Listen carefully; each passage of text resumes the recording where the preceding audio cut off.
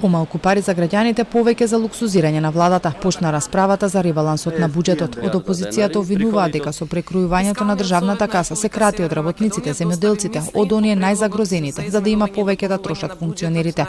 Со овој ребаланс нема пари за соодветно и заслужено покачување на платите на работниците, за поголеми плати во образованието, здравството, нема пари за повредените и семејствата на настраданите во Кочани.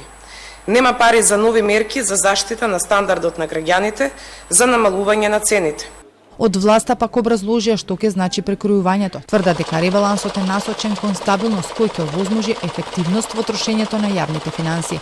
Се надевам дека предложените измени и дополнувања на буџетот за 2025 година ќе бидат поддржани од сите вас, а со крајна цел поефикасно и поодговорно управување со јавните финансии, со фокус на стабилност, отчетност и ефективност во трошењето. На расправата присуствува и од Фискалниот совет. Од владата, иако очекуваат буџетскиот дефицит да падне под 4%, од Фискалниот совет велат дека во овој дел треба многу да се внимава, затоа што најголем дел од минусот во касата е од тековни трошења.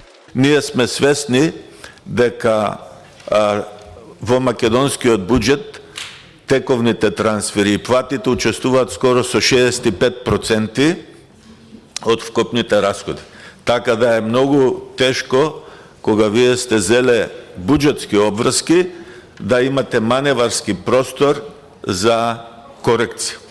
Со ребалансот на буџетот државата планира да собере, но и да потроши повеќе пари. Инфлацијата од 2,2 ќе порасне на 2,8%. Растот останува на старата проекција од 3,7%.